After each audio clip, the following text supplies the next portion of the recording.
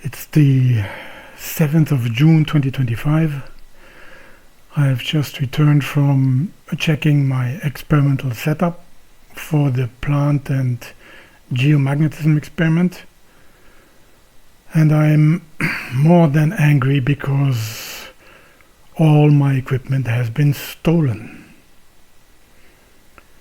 I set up the experiment at the field site in early November 2024 and have been recording plant electrophysiology data and environmental data continuously ever since, until today.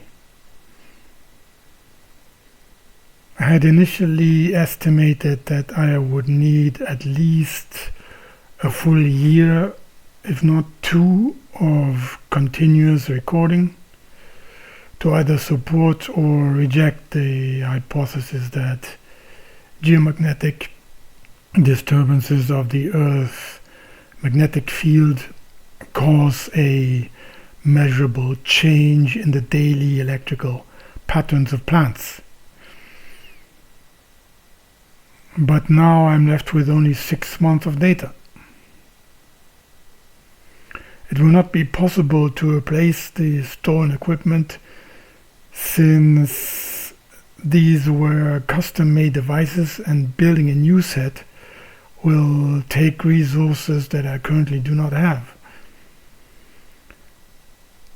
So the best way forward appears to be to make the analysis of the data I have collected so far and see what I can learn from it.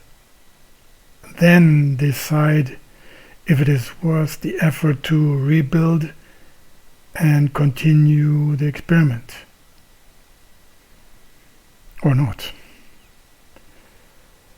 And that's what I will do.